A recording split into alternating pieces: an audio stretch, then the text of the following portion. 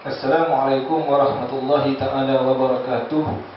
Seterusnya kita masuk dalam unit keempat, yaitu unit yang membincangkan berkenaan dengan sumber perundangan Islam. Dalam unit ini, sumber perundangan Islam adalah Al-Quran, As-Sunnah, Ijma', Qiyas, Istihsan, Masalih Mursalah, Al-Uruf, Qaul As-Sahabi, Al-Istishab, dan Syara' Man Qablana. InsyaAllah saya akan terangkan satu persatu. Sumber pertama ialah Al-Quran Al-Karim. Apakah yang dimaksudkan dengan Al-Quran? Okey. Dan Al-Quran menurut bahasa Arab, dia merupakan masdar. Masdar itu adalah kata terbitan yang bererti membaca dan juga menghimpun. Kemudian ia akhirnya menjadi nama kepada kitab yang mulia pada penggunaan syarak dan ditakrifkan sebagai berikut. Dan Al-Quran itu ialah kalam Allah, iaitu kalam Allah yang diturunkan ke atas Nabi Muhammad SAW, Khatamul Anbiya wal Mursalin, yang mempunyai mukjizat, membacanya sebagai satu ibadah yang termaktub dalam mushaf-mushaf dan dipindahkan kepada kita secara mutawatir. Dimulakan dengan surah Al-Fatihah dan disudahi dengan surah An-Nas. Itu ialah takrif berkenaan dengan Al-Quran. Adapun Al-Imam As-Sayuti mentakrifkan Al-Quran sebagai kalamullah yang diturunkan kepada Nabi Muhammad SAW, yang mana ia tidak dapat ditandingi oleh musuhnya walaupun satu ayat. Adapun ulama mutakhir mendefinisikan Al-Quran sebagai kalam Allah yang diturunkan kepada Nabi Muhammad SAW, yang mana ia tidak dapat ditandingi oleh musuhnya walaupun satu ayat, dan dikira ibadat sesiapa yang membacanya. Adapun Al-Imam Asy-Syaukani mendefinisikan Al-Quran sebagai kalamullah yang azali, yang diturunkan kepada Nabi Muhammad SAW, yang dibaca dengan lisan dan dipindahkan kepada kita secara mutawatir. Para pelajar yang dirahmati Allah sekalian, sebagai rumusannya, Al-Quran ialah kalamullah yang diturunkan kepada Nabi Muhammad SAW, yang menjadi mukjizat serta ditulis di dalam beberapa mazhab, diriwayatkan secara mutawatir, dikira beribadat sesiapa yang membacanya, dan kafir sesiapa yang mengingkarinya, terjamin kekal hingga hari akhirat dan memberi kebahagiaan kepada manusia di dunia dan di akhirat. Apakah ciri-ciri keistimewaan Al-Quran? Okey, yang pertama ni, ciri-ciri keistimewaan Al-Quran. Yang pertama, lafaz Al-Quran itu dan maknanya adalah daripada Allah Subhanahu Wa Taala, dan tugas Rasul Sallallahu Alaihi Wasallam hanyalah menyampaikannya kepada umat manusia. Seperti mana firman Allah Subhanahu Wa Taala, Inna ja'alnahu Qur'anan Arabiyyan, sesungguhnya kami jadikan kitab-kitab itu sebagai Quran yang diturunkan dengan bahasa Arab. Maka kita tidak terdapat dalam Al-Quran lafaz yang bukan Arab. Tak ada kita tengok Al-Quran ni ada lafaz bahasa Melayu, bahasa Jepun ke, bahasa Thailand, tak ada. Lafaz Al-Quran ni hanyalah dalam bahasa Arab. Imam Syafi'i pernah berkata, seluruh kitab Allah itu diturunkan dengan bahasa Arab. Oleh yang demikian, hadis-hadis Nabi tidak dianggap sebahagian dari Al-Quran, kerana lafaz-lafaznya bukan dari Allah, walaupun maknanya wahyu dari Allah. Demikian juga tafsirnya bukanlah Al-Quran, walaupun dengan bahasa Arab. Lebih-lebih lagi terjemahannya kepada bahasa lain, iaitu bukan Arab, juga tidak dianggap sebahagian dari Al-Quran. Itu yang pertama. Yang kedua, keistimewaan Al-Quran dipindahkan kepada kita secara tawatur. Apa maksud dia? Artinya Al-Quran ini dipindah oleh satu kaum kepada satu kaum yang tidak mungkin mereka bersepakat untuk melakukan pembohongan, kerana ramainya bilangan mereka itu dan berlainan tempat tinggal masing-masing.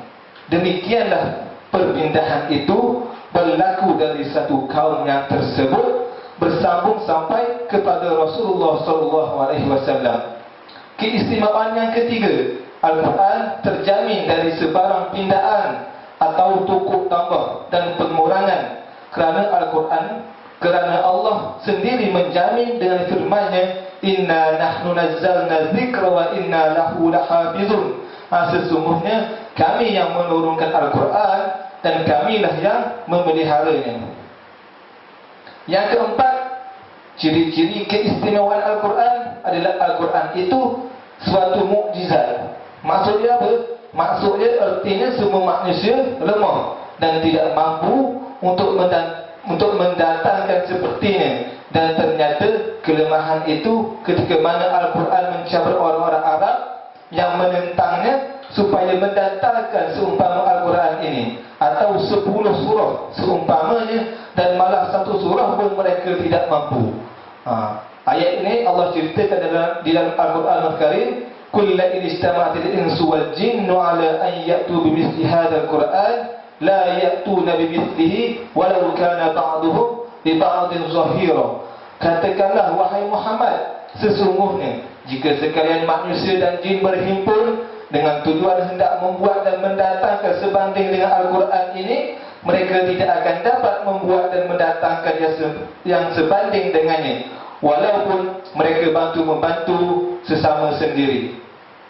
Allah berfirman lagi, wa in kuntum fi raibin mimma nazzalna ala 'abdina fa'tu bi suratin min mithlihi wad'u syuhada'akum min dunillahi in kuntum shadiqin fa in lam taf'alu wa lan taf'alu fattaqun nar allati waquduha an-nas wal hijarah u'iddat lil kafirin. Maksudnya, dan kalau kamu ada menaruh syak tentang apa yang kami turunkan, iaitu Al-Quran, kepada hamba kami, maka cubalah buat dan datangkanlah satu surah yang sebanding dengan Al-Quran itu, dan panggillah orang-orang yang kamu percaya boleh menolong kamu selain dari Allah, jika betul kamu orang-orang yang benar. Maka kalau kamu tidak dapat membuatnya, dan sudah tentu kamu tidak akan dapat membuatnya, maka peliharalah diri kamu dari api neraka yang bahan bakarnya manusia dan batu-batu berhala yang disediakan untuk orang-orang kafir. Dan akhirnya orang-orang Arab yang menentang itu diam sahaja, walaupun berkeras ingin mematahkan dan membatalkan dakwah Nabi Muhammad SAW serta mendustakannya. Hakikatnya tidak ada halangan penentangan itu, kerana mereka terdiri dari ahli balaghah wal fasahah, dan mereka mempunyai autoriti. Kalau mereka tidak lemah, pasti mereka tidak mendiamkan diri. Dan apabila orang Arab lemah, maka orang lain lagi lemah dan tidak berdaya sama sekali. Dan Al-Quran tetap kekal sehingga ke hari ini. Maka sabitlah bahawa ia dari Allah dan wajiblah manusia mengikutinya. Oleh yang demikian, maka Al-Quran menjadi hujah ke atas semua, dan ia merupakan sumber pertama bagi perundang Islam berdasarkan dalil dan bukti yang nyata dan meyakinkan. Di sana terdapat jenis-jenis hukum yang didatangkan oleh Al-Quran. Di antaranya yang pertama, Al-Quran membahagikan kepada hukum-hukum i'tiqad.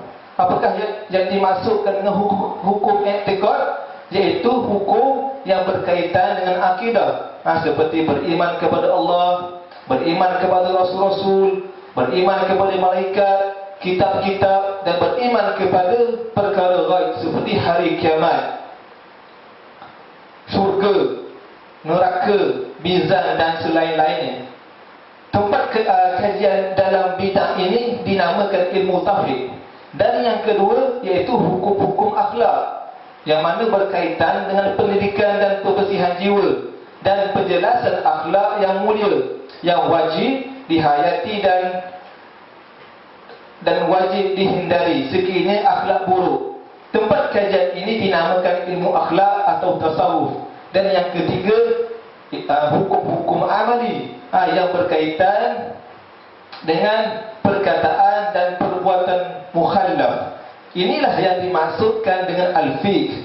Maka hukum-hukum ini para ulama membahagikan kepada dua, iaitu hukum ibadat seperti solat, puasa, zakat, haji, nazar dan lain-lain, yang mana bertujuan untuk mengatur perhubungan manusia dengan Tuhannya. Yang kedua, hukum-hukum muamalat, iaitu yang selain dari ibadat. Ia mencakupi hukum-hukum yang termasuk di bawah lingkungan undang-undang khas dan undang-undang am menurut istilah undang-undang moden. Hukum-hukum ini semuanya bertujuan mengatur hubungan individu dengan individu yang lain, atau individu dengan jemaah, iaitu masyarakat, atau jemaah dengan jemaah.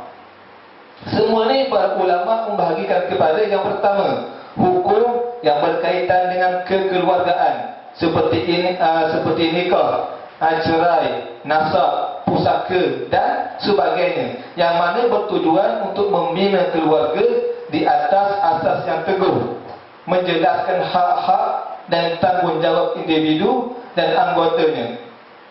Ayat-ayat Al-Quran yang berkaitan dengan hukum-hukum ini terdapat sebanyak 80 ayat. Yang kedua, hukum-hukum yang berkaitan dengan muamalat maliyah, iaitu undang-undang harta, seperti jual beli, gadaian, sewaan dan sebagainya. Ini dikenali dalam istilah sekarang dengan undang-undang sivil. Ayat-ayat Al-Quran yang berkaitan dengan hukum-hukum ini adalah sekitar 70 ayat. Yang ketiga, hukum-hukum yang berkaitan dengan sistem kehakiman dan pengadilan, keterangan dan sumpah. Matlamatnya ialah mengatur prosedur-prosedur penghakiman bagi menegak keadilan di kalangan manusia. Ini termasuk dalam istilah sekarang yang dikenali sebagai Qanun al-Murafa'at, undang-undang acara. Ayat-ayat Al-Quran yang bersangkutan dengan hukum-hukum ini adalah sekitar 13 ayat. Yang keempat, hukum-hukum yang berkaitan dengan jenayah dan hukuman yang setimpal dengannya. Ia bertujuan memelihara kehidupan manusia, harta benda, kehormatan diri dan hak-hak mereka. Seterusnya mengatur perhubungan bangsa jenayah dengan penjenayah dan masyarakat demi untuk mewujudkan keamanan, ketenangan, kestabilan masyarakat. Ayat-ayat Al-Quran yang bersangkutan dengan hukum-hukum ini terdapat sebanyak 30 ayat. Yang kelima, hukum-hukum yang berkaitan dengan sistem pemerintahan, perhubungan pemerintah dengan rakyat, penentuan hak dan kewajipan setiap pemerintah dan rakyat. Hukum ini dikenali dengan istilah sekarang sebagai undang-undang perlembagaan, dan ada sebanyak 10 ayat Al-Quran yang memperkatakan hukum-hukum ini. Dan yang keenam, hukum-hukum yang mengatur perhubungan negara Islam dengan negara bukan Islam pada ketika aman dan perang. Perhubungan orang bukan Islam yang mendapat jaminan keselamatan di negara Islam dengan kerajaan Islam. Hukum-hukum ini dikenali juga dengan undang-undang antarabangsa dan undang-undang khas antarabangsa. Ayat-ayat Al-Quran yang mengatur hukum-hukum ini ada sebanyak 25 ayat. Dan yang ketujuh, hukum-hukum ekonomi, iaitu yang berkaitan dengan kemasukan pendapatan dan perbelanjaan negara dan hak-hak individu dalam harta orang kaya. Terdapat sebanyak 10 ayat Al-Quran yang memperkatakan hukum-hukum ini. Para pelajar yang dirahmati Allah sekalian, bagaimanakah cara Al-Quran memperkenalkan hukum syarak?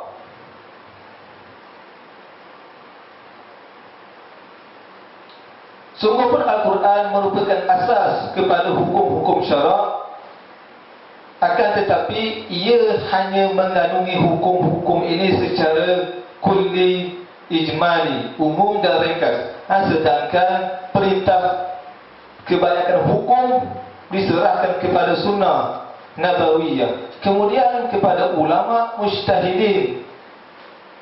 Kita telah diperintahkan oleh Allah supaya mentaati Rasulnya dalam firman-Nya, "Wa ma ataakumur rasul fakhudhuh wa ma nahakum anhu fantahu." Dan apa jua suruhan yang dibawa oleh Rasulullah kepada kamu, maka ambillah ia dan serta amalkan, dan apa jua yang dilarang kamu melakukannya, maka patuhi larangannya. Dalam Al-Quran terdapat ayat yang menunjukkan perlunya merujuk kepada para ulama bagi memahami hukum-hukum syarak. Allah Ta'ala berfirman, "Wa idza ja'ahum amrun minal amni awil khawfi adha'u bih walau radduhu ila ar-rasul wa ila ulil amri minhum la'alimahu alladhina yastanbitunahu minhum." Dan apabila datang kepada mereka suatu berita mengenai keamanan ataupun kecemasan, mereka terus menghebahkannya. Padahal kalau mereka kembali saja hal itu kepada Rasulullah dan kepada ulil amr, iaitu orang-orang yang berkuasa di antara mereka, tentulah hal itu dapat diketahui oleh orang-orang yang layak mengambil keputusan mengenainya di antara mereka. Dan Allah juga telah menunjukkan kepada keperluan ijtihad dan qiyas dengan firman-Nya, "Fa'tabiru ya ulil absar." Maka insaflah dan ambillah pelajaran dari peristiwa itu, wahai orang-orang yang berakal fikiran serta celik mata hatinya. Para pelajar yang dirahmati Allah, kadang-kadang Al-Quran ada memperincikan setengah-setengah masalah yang sifatnya tetap dan berkekalan, seperti hukum-hukum kekeluargaan dan kesaksaan. Kesimpulan, syariat Al-Quran memperkenalkan hukum-hukumnya adalah dengan ringkas dan umum, supaya dapat merangkumi semua masalah terperinci yang berlaku sepanjang zaman. Inilah keunggulan untuk perlembagaan yang ditetapkan oleh Al-Quranul Karim. Persoalannya, bagaimanakah Al-Quran menjelaskan hukum? Di sini terdapat 3 cara Al-Quran menjelaskan hukum-hukumnya.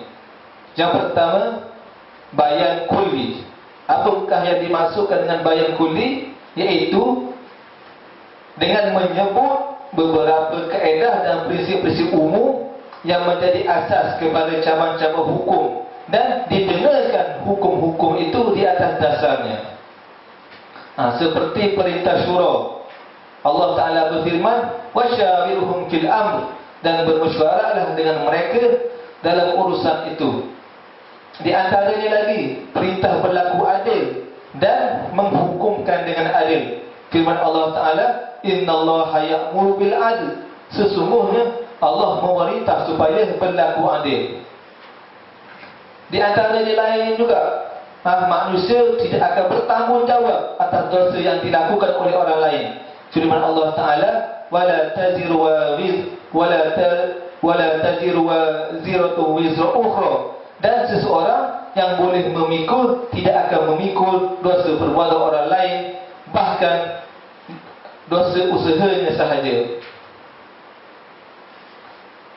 Di antaranya juga iaitu bekerjasama di atas perkara-perkara kebajikan dan sesuatu yang mendatangkan manfaat kepada ummah. Firman Allah Ta'ala, "Wa ta'awanu 'alal birri wat taqwa wa la ta'awanu 'alal itsmi wal 'udwan." Dan hendaklah kamu bertolong-tolong untuk membuat kebajikan dan bertakwa, dan janganlah kamu bertolong-tolong pada melakukan dosa maksiat dan pencerobohan. Yang kedua, Al-Quran menerangkan secara bayan ijmali, iaitu artinya disebutkan beberapa hukum dengan ringkas yang memerlukan penjelasan dan perincian. Di antara contohnya adalah kewajipan solat dan zakat. Firman Allah Ta'ala, wa aqimus solat wa atuz zakat. Maksudnya, dan dirikanlah olehmu akan sembahyang dan tunaikanlah zakat. Sidang pelajar yang dirahmati Allah sekalian, daripada ayat ini Al-Quran tidak menerangkan bilangan rakaat dan cara-cara melaksanakan solat. Maka datang sunnah untuk menjelaskannya dengan terperinci. Seperti mana perintah baginda Rasulullah SAW, "Sallu kama ra'aitumuni usalli." Solatlah kamu seperti mana kamu lihat aku solat. Demikianlah juga sunnah telah menjelaskan beberapa hukum zakat, kadar dan nisbahnya.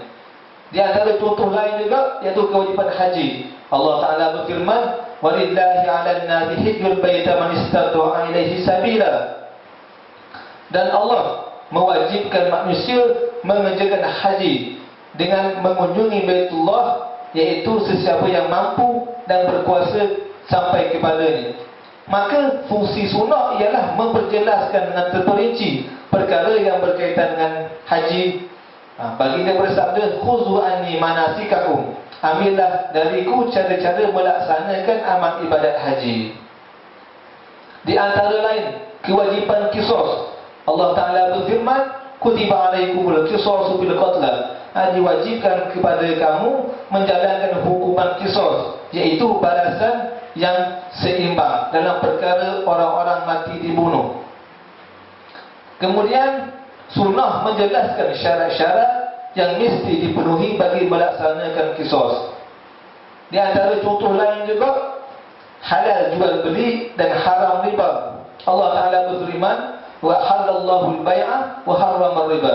Dan Allah telah menghalalkan jual beli dan mengharamkan riba. Kemudian sunnah menerangkan jual beli yang halal dan yang haram, yang dimasukkan dengan riba. Dan yang ketiga iaitu bayan tafsili, di mana artinya disebutkan hukum-hukum itu secara terperinci, seperti saham, hakuan para waris dalam pembagian pesaka, kaifiat talak dan bilangannya, kaifiat li'an di antara suami isteri, wanita-wanita yang diharamkan berkahwin, sebahagian dari hukum-hukum hudud, dan beberapa jenis hukum lain lagi.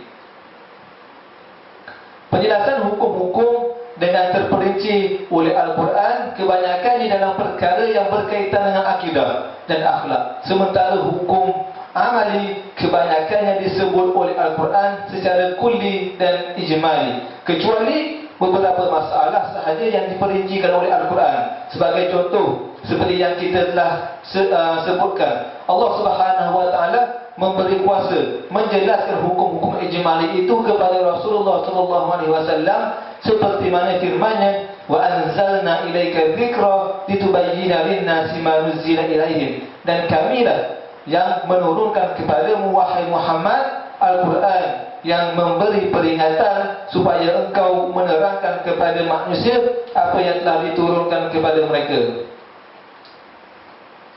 Sebenarnya memperincikan semua hukum-hukum dalam Al-Quran menyebabkan terkeluar dari tujuan utama diturunkan Al-Quran, iaitu Al-Hidayah dan Al-Irsyad. Sebaliknya, didatangkan sebagian hukum itu dalam bentuk kaedah dan prinsip-prinsip umum yang fleksibel, adalah sesuai dan selari dengan ciri-ciri syariat Islam yang umum dan kekal. Oleh itu, dapatlah dipecahkan hukum-hukum berdasarkan prinsip-prinsip umum itu dan dilaksanakan ke atas masalah-masalah juz'iyah yang berlaku pada sepanjang masa.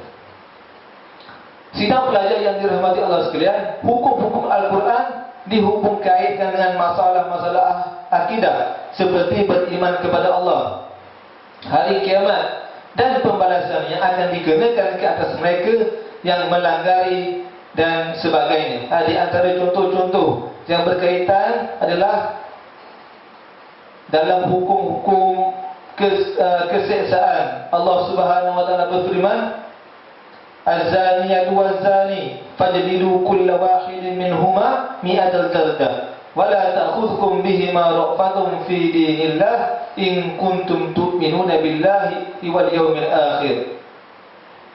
Maksudnya perempuan yang berzina dan lelaki yang berzina, hendaklah kamu sebat tiap-tiap seorang dari keduanya 100 kali sebat, dan janganlah kamu dipengaruhi oleh perasaan belas kasihan terhadap keduanya di dalam menjalankan hukum agama Allah, jika benar kamu beriman kepada Allah dan hari akhirat. Yang kedua, dalam hukum riba, Allah Ta'ala berfirman, "Ya ayyuhalladzina amanu taqullaha wa dharu ma baqiya minar riba in kuntum mu'minin fa in lam taf'alu fa'adhanu biharbin minallahi wa rasulih wa in tubtum falakum ru'usu amwalikum la tazlimuna wa la tuzlamun." Maksudnya, wahai orang-orang yang beriman, bertakwalah kamu kepada Allah dan tinggalkanlah saki-baki riba yang masih ada pada orang-orang yang berhutang. Jika benar kamu orang-orang yang beriman, oleh itu, kalau kamu tidak juga melakukan perintah mengenai larangan riba itu, maka ketahuilah kamu akan adanya peperangan dari Allah dan Rasulnya. Dan jika kamu bertaubat, maka hak kamu yang sebenarnya ialah pokok asal harta kamu. Dengan yang demikian, kamu tidak lagi berlaku zalim kepada sesiapa, dan kamu juga tidak dizalimi oleh sesiapa. Yang ketiga, kesalahan makan harta anak yatim. Seperti mana firman Allah Ta'ala, "Innal ladzina ya'kuluna amwalal yatama zulman innama ya'kuluna fi butunihim nara wa sayaslawna sa'ira." Maksudnya, sesungguhnya orang-orang yang makan harta anak-anak yatim secara zalim, sebenarnya mereka itu hanyalah menelan api ke dalam perut mereka, dan mereka pula akan masuk ke dalam api neraka yang menyala-nyala. Demikianlah semua hukum mempunyai perhubungan dengan akidah, kerana ia merupakan asas dan ditegakkan hukum di atasnya. Di antara rukun-rukun iman ialah beriman kepada Allah, hari kiamat dan sebagainya. Hukum-hukum itu kemudiannya diikat dengan akidah, di mana mengingatkan manusia bahawa hukum-hukum ini adalah dari Allah, dan apa sahaja yang datang dari Allah wajib ditaati, serta tiada siapa pun boleh merubahnya. Sebaliknya, sesiapa yang menentang atau melanggarinya, ia akan bertemu dengan siksaan Allah di hari akhirat kelak.